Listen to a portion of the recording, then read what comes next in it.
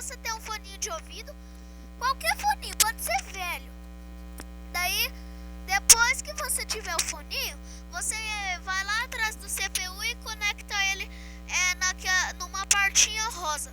Depois que você fazer isso, você vai em vídeo, daí vai em configurações, daí você deixa gravar som. Daí depois você põe salvar faixas de áudio durante a gravação .wav. Daí você põe microfone via High Definition áudio de volume 100. Daí você põe aqui também microfone via High Definition áudio volume 100. Daí você põe mixar dois sons, primário mais secundário numa faixa de áudio. Daí você dá um ok assim, um ok. E pronto, galera, foi isso. Vamos entrar ali no meu canal pra mostrar pra vocês como é que ele é. Entrar aí no YouTube.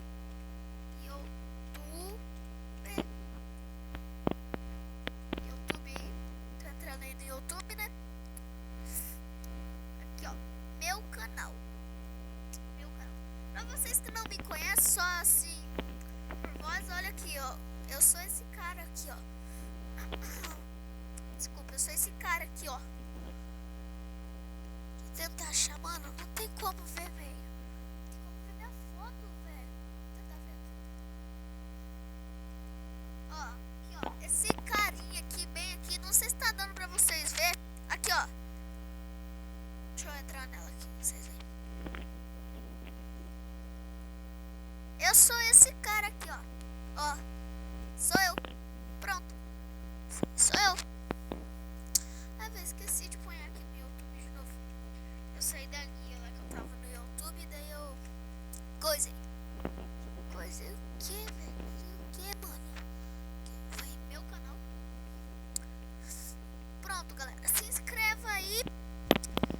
Se inscrevam, deixa favorito e aqui, ó, adiciona os favoritos.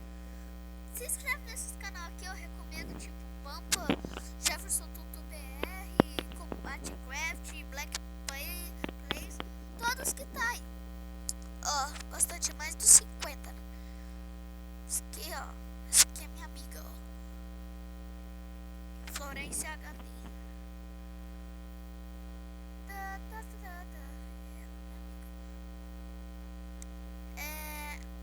Essa aí, né?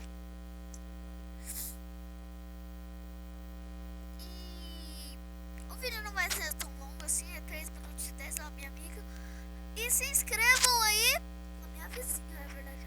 Se inscrevam aí, família. Se inscrevam aí no meu canal.